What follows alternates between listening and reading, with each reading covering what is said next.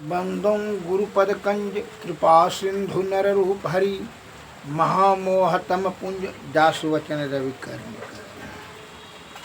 श्रद्धेय महानुभावों,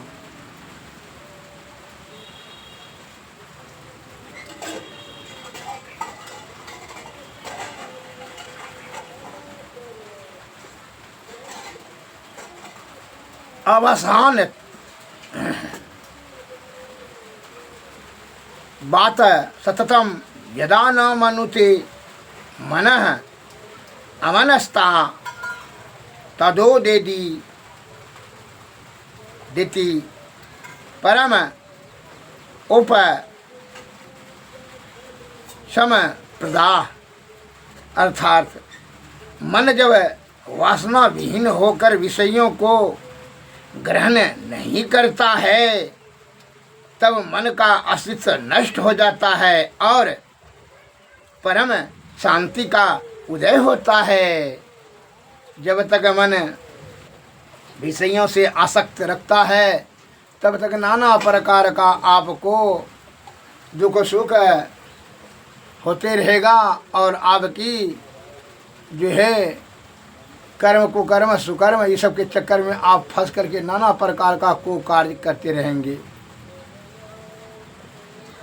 लेकिन जब मन विषय ग्रहण करना बंद कर दे तो समझ लीजिए आपको परम शांति प्राप्त होगी।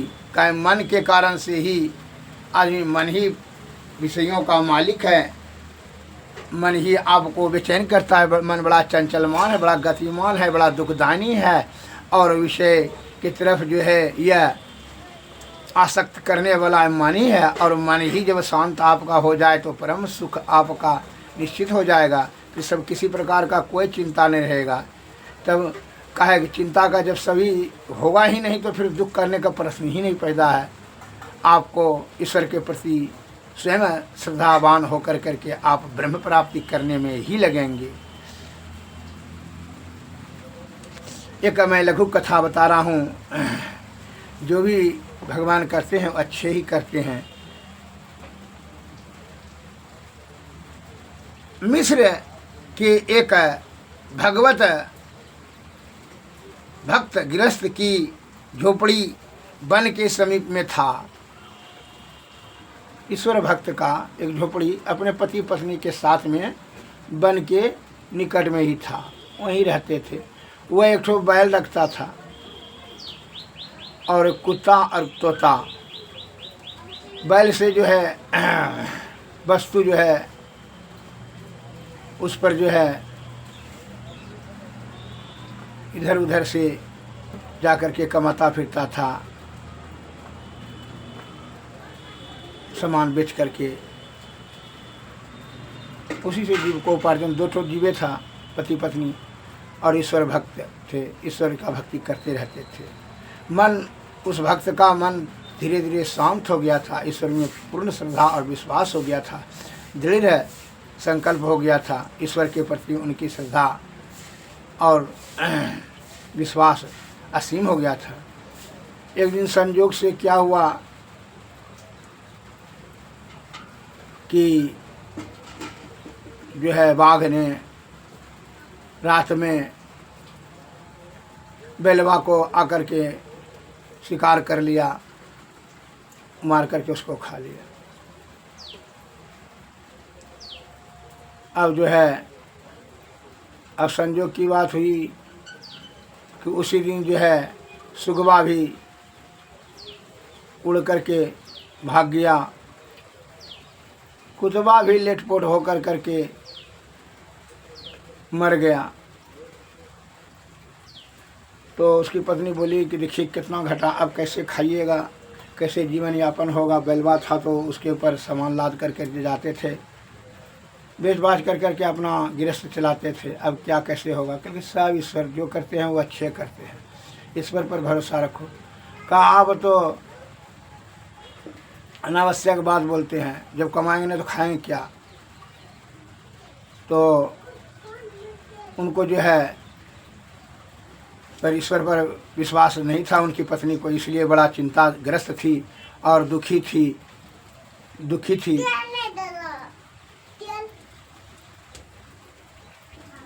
तो इस प्रकार से कहा कि देखिए, अब कुतबा आता था कोई हिंसक पशु तो वह भौंक भौंक कर करके जगा देता था, सावधान कर देता था। अब तो इस जगह कैसे रहेंगे। तोता भी सवेरे उठा देता था, लेकिन अब सवेरे कौन उठाएगा। कर जो भगवान करते हैं अच्छे करते हैं। इस प्रकार से वो पत्नी को जब कहते तो पत्नी भड़क कर करके क्रोधित होकर बोलती थी कि हाँ अब जो है ना सोते रहिएगा 10 बजे दिन तक, अब जो है कैसे कमाइएगा खाइएगा, भगवान यही करता है। मैंने पत्नी भड़क जाती थी पति के ऊपर। अब पति को पूरा ईश्वर भक्त था, उनको ईश्वर के प्रति बड़ी श्रद्धा पर उन्होंने यही कहते थे कि जो भी भगवान किए हैं वो अच्छे होंगे, जो भगवान करते अच्छे करते हैं। इसलिए तुम चिंता व्यस्त का छोड़ कर करके ईश्वर भक्ति में लगो। ईश्वर का जो है पूर्ण श्रद्धा और विश्वास कर करके उनके प्रति दृढ़ होकर के स्नेह और श्रद्धा से उनकी आराधना में लगो। इंद्रियातीत होकर के विषय का परित्याग करके इंद्रियातीत होकर के अंतर्मुखी अंतर साधना में लगो, जो कि ईश्वर आपको कभी अनिष्ट नहीं होने देगा। इस प्रकार जो पत्नी को जो समझाती थी, पत्नी तो और भड़क करके कि आग बबूला हो जाती थी, कहती थी कि आप जो है ने। अब हुआ कि 2 दिन के बाद जो है और जो अगल बगल में जो है जो घर सब था, छोटा मोटा झोपड़ी सब गांव ग्राम था, तो डाकू सब आया। जो 150 तो घर था, जंगल के किनारे में कितना घर होगा, 150 तो जो घर था सबको डाकू सब ने डकैत सब ने मार दिया और सभी का संपत्ति अपने घोड़ा पर लाद करके लेकर चला गया और सभी को मार दिया। एक भी सबूत नहीं छोड़ा, एक सामान भी नहीं छोड़ा। सवेरे जो उठा देखा कि लाशों का ढेर सबके घर के आगे में घर में लाश पड़ा हुआ है। पति पत्नी यही दोनों जीवित रहा। चूँकि इसलिए तब पत्नी को बोला कि देखिए, डकैत ने समझ लिया कि इस घर में कोई भी आदमी नहीं है। अगर यदि तोता रहता तो वह कुछ बोल देता तो समझ लेता डकैत ने किसमें है, कुछ बार रहता तो भौंकता, समझ लेता डकैत सब ने किसमें आदमी है, हम लोगों को भी मार देता डकैत। बैल रहता तो जान लेता कि कोई इसमें किसान रहता है, कोई रहता है।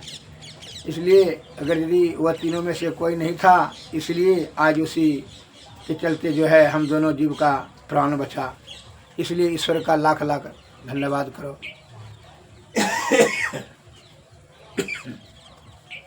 अतः व्यर्थ में होइए सोई जो राम रुचि राखा, का कर कोई तर्क बढ़ावा ही सखा। मनोइच्छा सर्वनाशम दैव इच्छा, परवले राजकन्या राज द्वारो विप्र भालो भक्षके। जितना आप दिमाग लगा रहे हैं कि कामनी और कंचन सुरा और सुंदरी जमा कर लेंगे, छल कपड़ परपंच से धन जमा करके सुखी हो जाएंगे, अरे विषय बढ़ जाएगा, तृष्णा बढ़ जाएगा। इसलिए कबीरदास जी ने कहा, माया मुई न मन मुआ, मर गया शरीर आशा तृष्णा ना मुई, कह गए दास कबीर। तुम जो सोच रहे हो यह मन का सोच है, इंद्रियों का सोच है। इंद्रियों को सुख देने के लिए नाना प्रकार का छल कपट करते हो, मृत्यु को भूल जाते हो। अरे जीव आत्मा के बारे में, कल्याण के बारे में सोचो कि जीते जी उसको जो है जीव आत्मा को परम आत्मा में कैसे मिलावें। इसके बारे में श्री सद्गुरु के शरण में जा कर करके सतत ध्यान करें और विषय वासना छीन हो जाएगा। फिर तब जो है ध्यान अज्ञात चक्र पर अस्थिर हो जाएगा। तब अस्थिर हो जाएगा, सभी चिंता को छोड़ करके ऐसे करेंगे वैसे करेंगे, कुछ नहीं कर सकेगा। तो जो करने वाला मालिक है वो कर रही है, प्रकृति कर रही है। तुम जो है कर से कर्म करहीं विधि नाना, चित राखो जहाँ कृपा निधाना। इसलिए विद्वान शोक नहीं क्या करते, मूर्ख सोचते बहुत है, करते कुछ नहीं है।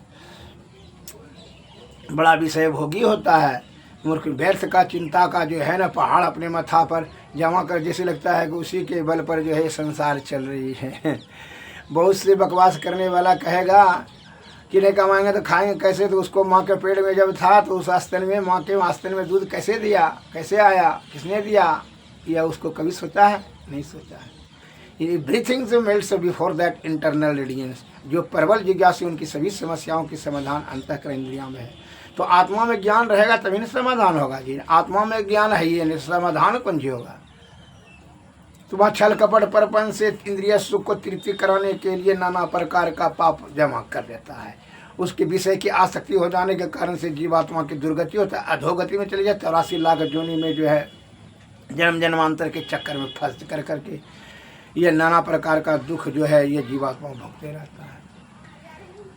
इसलिए अब क्या करना चाहिए, इसलिए कहते संत महात्मा लोग कि सभी चिंताओं को त्याग कर मन के मुताबिक नहीं, मन अहंकार के मुताबिक नहीं, अपने इंद्रियों के विषयों को मन द्वारा खींच करके बुद्धि रूपी सारथी से चित्त को अस्थिर कर करके सूरत को अज्ञान चक्र पर केंद्रित कर करके तीनों पर्दों के पार अंधकार प्रकाश शब्द मंडल के पार अनहद में जाएगा। अनहद में जैसे अज्ञान चक्र पर चित्त अस्थिर होगा तो फिर आनंद वहीं से शुरू हो जाएगा। बिंदु ध्यान से तीनों पर्दों के सुषमना ध्यान करो, इंगला पिंगला में नहीं जाने दो, सुषमना में बीच वाला नाड़ी में सुषमना ध्यान करो। तीनों पर्दों के बाद अंधकार प्रकाश और शब्द मंडल के बाद अनहद में जाएगा। अनहद में जो है जाने के बाद पाप ताप संताप मन माया सकाया सब जल कर राख हो जाएगा। फिर जो है आपका रहेगा केवल केवल सूरत। सूरत जो है वह ब्रह्म में मिल जाएगा। अनहद में सार शब्द मिलेगा, सार शब्द में जो है तब निशब्द, निशब्द में तब ब्रह्म की वहीं आपको जैसे यह सूरत उसमें जीवात्मा परमात्मा में मिले तभी जो है जन्म मरण से मुक्त। विषय की आसक्ति ही बंधन है और उसका त्याग ही, विषय की आसक्ति का त्याग ही मोक्ष है। श्री सद्गुरु महाराज की जय। इसलिए संत महात्मा आदि काल के दुख क्या है, अरे दुख तो इंद्रिय सुख को प्राप्त करने के लिए ललायत और उसी की तृष्णा के कारण से तू जो है बहुत मन से जो है छल कपट प्रपंच से नाना प्रकार का षड्यंत्र कर करके तो चाहता है कि इंद्रिय सुख प्राप्त करें, जिसके कारण से वही दुख का कारण है। इसलिए गुरु महाराज कहते हैं गंग जमुन सरस्वती संगम पर संध्या करो नित भाई। गंगा जमुना सरस्वती किसको कहता है, यहाँ तीनों नहीं त्रिवेणी नदी है यहीं पर। अब वो गंगा जमुना सरस्वती ने समझ लीजिएगा। अरे इंगला पिंगला और सुषमना बीच में जो सरस्वती नदी उसको कहा जाता है। उसमें कहता है कि उसमें जो है सुषमना में ध्यान जाने दो सूर्यास्त, आँख बंद कर लोगे कहोगे कि स्त्री दूसरे से नहीं बोल रहा है, धन कमाना है, जन कमाना, उससे छारी करना, उसको मारना, उसको पिटना है, इसके जमीन जदाद पुत्र पुत्री विकास करना है, विकास करना है, क्या नाना प्रकार का सोचिए। इंगला पिंगला में चले जाओगे तो तुम माया मोह के चक्कर में। इसलिए बीच डाली में कहता है सुषमना। इसलिए कहता है गंग जमुन सरस्वती संगम पर संध्या करो भाई। वहीं पर संध्या करो, स्नान करो। किसको स्नान करना है रे, ये जीवात्मा को वहाँ सुषमना में सरस्वती नदी में स्नान करा दे। बड़ा सकरा गली है सुषमना का। सुषमना में जब जाएगा तीनों पर्दों के पार तो मोक्ष की ओर बढ़ेगा। दृष्टि जुगल कर अंगुल द्वादश पर दृढ़ सिर धरो ठहराई। यह दृष्टि जो है दोनों दृष्टि को जुगल, दोनों नेत्र के दोनों दृष्टि को जुगल को दृष्टि को कर दोनों को एक क्या कहा, अंगुल द्वादश जो है द्वादश अंगुल पर दृढ़ करो। 12 अंगुल पर जो है 12 अंगुल पर दृढ़ करो। किसको रे, सूरत को। फिर धरो ठहराई, धरो ठहराई भाई। तो क्या होगा, प्राण अस्पंदन बंद हो जाई, मन होता जही चंचलताई। जब प्राण स्पंदन अवरुद्ध हो जाएगा, नसाग्र से 12 अंगुल पर जब ये ध्यान वहाँ केंद्रित चला जाएगा तो प्राण स्पंदन अवरोध हो जाएगा, तो मन की चंचलता छीन हो जाएगा। एक आदमी ने कहा कैसे, जैसे आप सो जाते हैं तो मन वहाँ नहीं रहता है। अगर मन रहता सोने अवस्था में, किसी प्रकार का ख्वाब करते हैं कि पुत्र कहाँ है, पुत्री कहाँ है, स्त्री कहाँ है, धन कहाँ है, दुकान, वहाँ सब कोई चिंता होता है। मन वहाँ नहीं जाता है हृदय कुंड में। मन यहाँ जो है यह कंठे तक और नेत्र तक ही इसी का यहाँ। और अनहद नाद में छिन्न कहता है अनहद में। इसलिए कहता है कि प्राण स्पंदन जब 12 अंगुल, इससे जब 12 अंगुल पर प्राण ऊपर बाहर कर दोगे तो प्राण स्पंदन अवरुद्ध हो जाएगा, तो मन की चंचलता ही छिन्न हो जाएगा। कहीं मन के कारण से ही नाना प्रकार का पाप ताप संताप जमा करते हैं, और हमारी या मन के कारण से ही विषय की उत्पत्ति, विषय जो है ऐसे आसक्ति होकर के यह जीवात्मा की दुर्गति होता है। इसलिए संत महात्मा लोग कहते प्राण स्पंद बंद हो जाई मनहु तजहि चंचलताई। मन चंचलता त्याग देगा। समझ लिए ना कि मन जो है यहाँ नहीं रहता है। उसी प्रकार ऊपर में जब 12 अंगुल प्राण स्पंदन हो जाएगा, अवरोध हो जाएगा, तो मन वहाँ फिर नहीं रहेगा।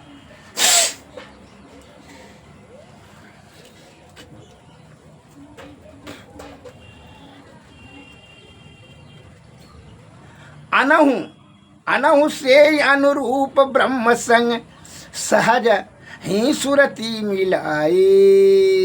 अनहु से अनुग्रह ब्रह्म संग यज हे सूक्ष्म जीव ब्रह्म में संग में सहजता पूर्वक जो है सुरत मिल जाएगा जब मन नहीं रहेगा। क्या मन के कारण से ही, मन ही तो बेईमान है। मन बड़ा चंचल मान है। वो मन और माया इसी के लपेटे में चला आना गया, इसलिए उसको बहका देता है ना, सूरत को दुर्गति की ओर धकेलता है। सुखदायिनी ध्वनि सहज गायत्री होत सुनहु ससाई समाई। सुखदायिनी ध्वनि जो अनाद नाद में जो स्वयंभू ध्वनि बड़ी सुखदायिनी ध्वनि होता है। सहज गायत्री हो तह सुनहु समाई। वही से ध्वनि में, वही ध्वनि में अनाद में जो शब्द होता है, शब्द में जो ध्वनि होती है, ध्वनि में जो ज्योति होती है, उसी में मन माया पाप ताप संताप सब जलकर राख हो जाएगा। तब क्या होगा? तब फिर जो सार शब्द मिलेगा, और सार शब्द मिलने के बाद निशब्द, निशब्द में पर ब्रह्म की प्राप्ति। फिर आपको फिर कोई बाधा करने वाला नहीं है। फिर जन्मने और मरने का चक्कर से मुक्त हो जाओगे। धनात्मक गायत्री ध्यान जो जन करहि समाई सदाई। सदा जो हमेशा ध्यान करते हैं विषय वासना छिन्न हो जाता है। मैं ही ज्ञात्री में, गायत्री में ज्ञान का त्राण करके रक्षा करते हुए ज्ञान से ध्यान करें। महिता सो तप सब नासे, महिता तो ताप सब नासे, मुक्ति निष्ठा सो जाई। स्वामी महर्षि वही ब्रह्मंदा जी महाराज कहते हैं कि तुम्हारा सभी ताप नाश हो जाएगा रे, सब पाप नाश हो जाएगा। अनहद में जब चला जाएगा यह सूरत तो मुक्ति दिशा हो जाई, अब मुक्ति का दिशा प्राप्त कर लेगा। अब दूसरा मुद्दा में दिया है घटपट तिहु के पार में साई बसई हित अंतरे, जो मिलन को चाहता चटपट से कर संग संतरे। खटपट सभी मद मान को तजले गुरु के समंतरे। पूरे गुरु का मंत्र यही झटपट निरख अभियंतरे। बंद कर पलकों को कर मन की छटपट यंतरे। मध्य सुख मन बिंदु झलक लख ले वहाँ से पंथरे। सुखमना में जब जाएगा तो वहाँ से अपना रास्ता तो देख लेगा। घटपट तिहु के पार आने का असल यही पंतरे। माया की लटपट सब छूटे यही राह से कहे संतरे। थिर हो के चल यही राह पर तम जोत तटपट यंतरे। करके धुन पट घट पी लो या टप के पाव कंतरे। देवी साहब की हिदायत मान ली गुणवंतरे। मैं ही कहे सुख शांति मिलही भव का होई अंतरे। भवैया भवसागर रूपी दुख का तुमको अंत हो जाएगा। स्वामी महर्षि में ब्रह्मंदा जी महाराज कहते हैं। श्री सद्गुरु महाराज नमस्कार। जय हिंद।